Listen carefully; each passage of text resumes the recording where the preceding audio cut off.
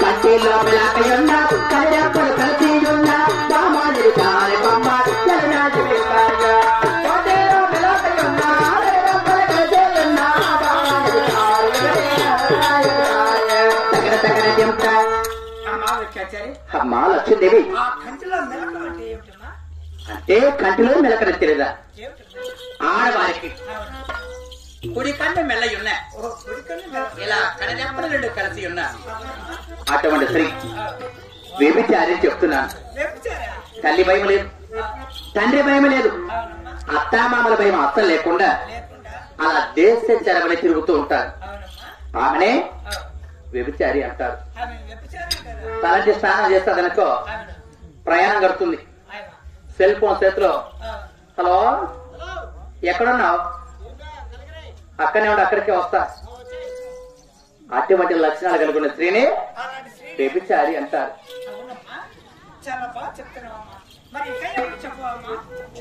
చాలా మంచి వస్తాలి నిజనే మోసుకొని అన్నారమ్మా.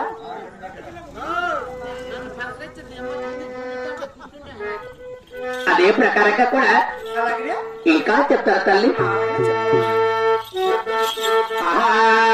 ముక్కోన తొడియల్ల జొల్ల ముక్కోన తొడియల్ల జొల్ల మని గోప మొత్తనమ్మ ముక్కోన తొడియల్ల జొల్ల మని గోప మొత్తనమ్మ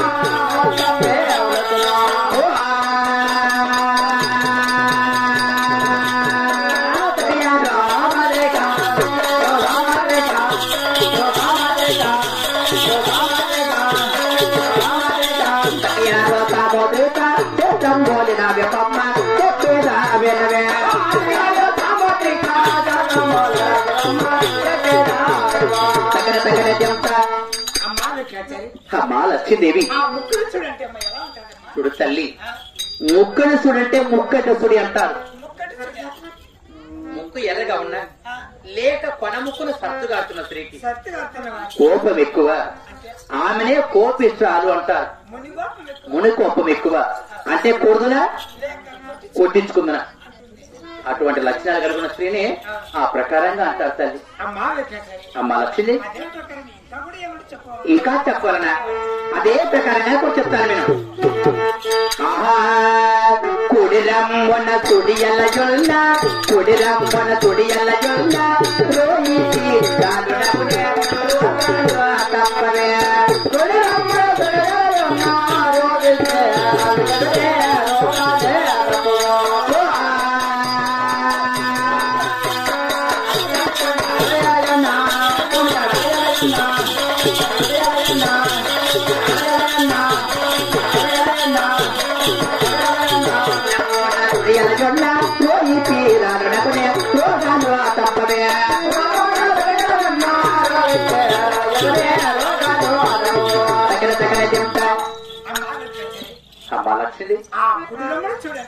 అవును తల్లి.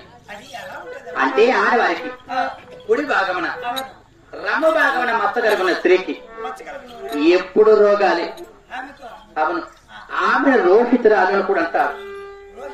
తలనొప్పి గాని కడుపు నొప్పి గాని కాలు నొప్పి గాని ఏదో ఒక వంక చేత ఇంటికి హాస్పిటల్ తిరుగుతూ అలా మంచాన పడి ఆమెను అవును తల్లి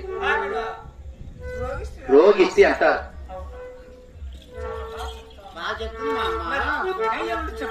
ఇంకా చెప్పాలనా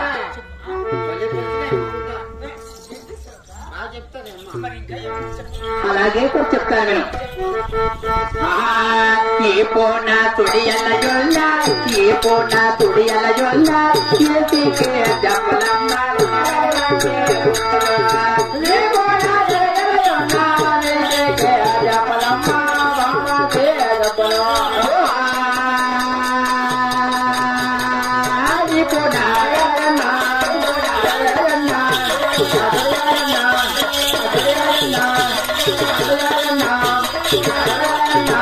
పోనా తుడియల జొల్ల కీర్తికే చెప్పలమ్మ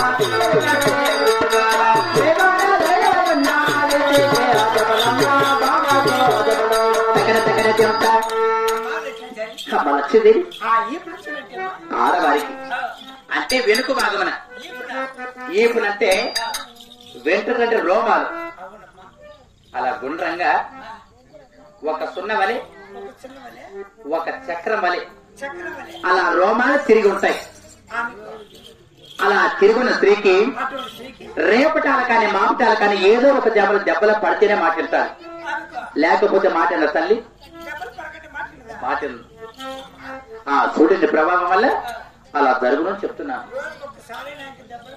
పడితేనే మాట్లాడతారు, లేకపోతే తల్లి.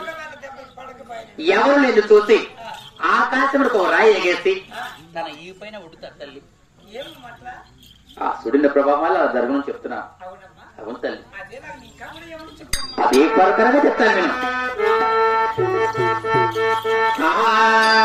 పొట్టోన తుడియల జొల్ల పొట్టోన తుడియల జొల్ల బిడ్డలే దక్కరమ్మ పొట్టరాలో అజంగరే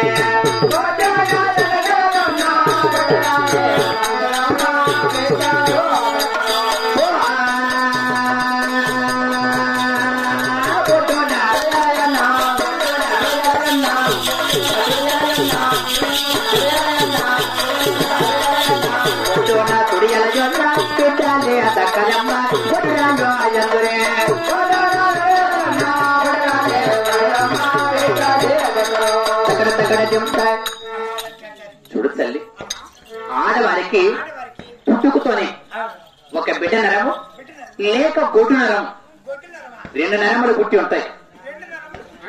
అలా గొడ్డు నరం ఉన్న వారికి బిడ్డలు పుడతారు, గొడ్డు నరం ఉన్న వారికి బిడ్డలు పుట్టరు. ఒకవేళ గొడ్డు నరముండి కానీ బిడ్డలు పుట్టినా కానీ ఆ పుట్టిన తక్షణమే చనిపోతారు. అవును తల్లి, అలా బిడ్డలు లేని వారిని ఏమంటారు తెలుసా? వస్తే గుడ్డు వస్తే నీకే మీ అమ్మని కాదు స్వామి. అలా బిడ్డలు లేని వారిని అలా ఆడిపోతుంటారు.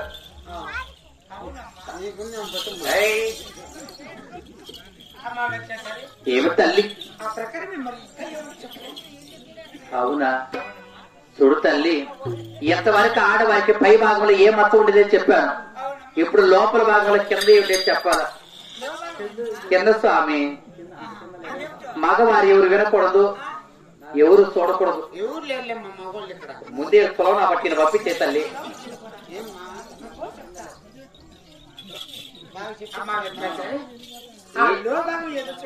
ఏంటి అన్నాడు తల్లి? పోతే కదమ్మా.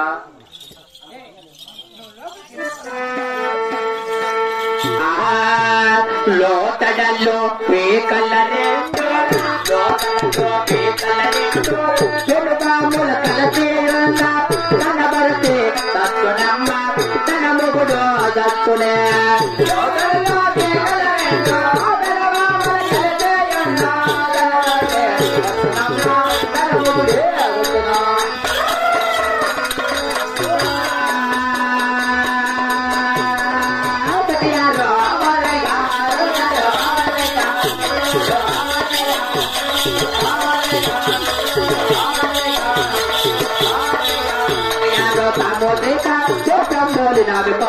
చెప్పేదా వినవే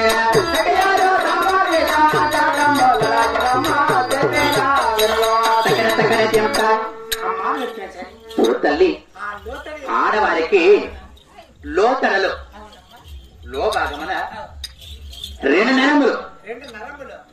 అలా నరములు పుట్టిన స్త్రీతో దాంట్లో పెనుబాములు అంటారు. అలా పెనుబాములై పెనబడిన యొక్క స్త్రీతో తన భర్త కాని భర్త కాకుండా పరాయి పురుషుడు వంటి వాడు కలిసి సంభోగం చేసినట్లయితే తక్షణమే చనిపోతారు. ఇది మూటికి ముమ్మాటికి నా కొల్లాపురి ఎల్లమ్మందొట్టు. నా ఎరుకు నమ్మిన వారికి సొమ్ము కాని నమ్మని వారికి దుమ్మే తల్లి అమ్మ లక్ష్మీదేవి. అవునా తల్లి, అదే ప్రకారంగా కూడా చెప్తాను నేను. చూడు తల్లి, పెనబొమ్మోయం శ్రీ వెంకటేశ్వర సరికొండ వాస రామయ్య రామగిరి రఘురామచంద్ర మందల గిరివాస మానీయ వాస ఎత్తుగా పలికేమో మేలుకొండయ్య నీకు ఒక్కరు నాకు వాకియరయ్యో.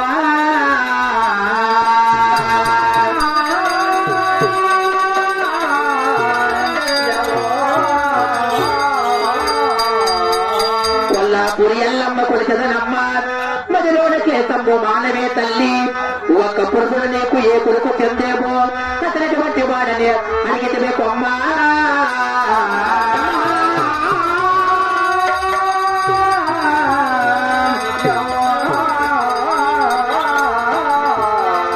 చూడు తల్లి నీ భర్త ఎటువంటి వాడు అంటే ఏమి పని చేస్తామని చెప్తున్నావు? నీ భర్త ఎటువంటి వాడు ఆకాశముల రంగుల నీలంగా నీల చేయగలిగిన వాడు నీ భర్త. అతను నొట్టిన కస్తూరి నామం, భుజమని చెంకో చక్రము, బోటును చింతామని, హరి చేతుల వైకుంఠం, శిరస్సున మేటి కిరీటం కలిగిన వాడు నీ భర్త. దశ అనగా 10 అవతారం వచ్చిన వారికి నువ్వు భార్య వైండుకొని. అవును, ఆ అవతారం ఏంటి తెలుసా? మత్య, కూర్మ, వామన, వరహ, పరశురామ, శ్రీరామ, బలరామ, శ్రీకృష్ణ భౌతిక అవతారం వచ్చిన వాడికి నువ్వు భార్య వైండుకొని. ఎందుకు తల్లి నీ మనసులో ఇంత సందేశంగా ఉన్నది? అమ్మా లక్ష్మీదేవి, ఇప్పుడు జరిగింది అవును కదా? అంటే జరిగేది జరగలేదు కూడా చెప్తారన్నావు కదా? అంటే జరిగినది నువ్వు చెప్పావు, మరి ఏమి జరగవద్దని చెప్పి అడగాలని చెప్పి నా మనసులో సందేశం ఉంది. అడిగినందుకు చెప్తావు అడుగుతున్నావు కదా? అదే ప్రకారంగా నీ మనసులో సందేశం వాడు చెప్తావు. అలాగే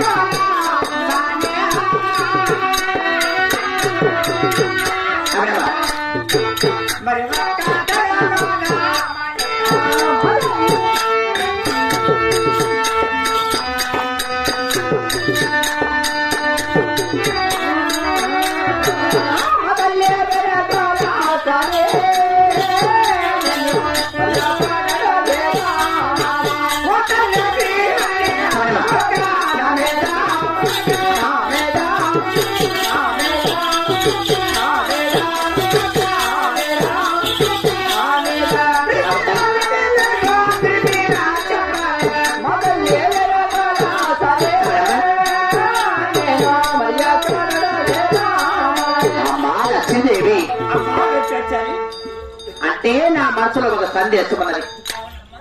ఆ ముచ్చట ఏమన్నా చెప్పగలుగుతావని అడుగుతున్నా. అది ఏ ప్రకారంగా కూడా చెప్తాను నేను.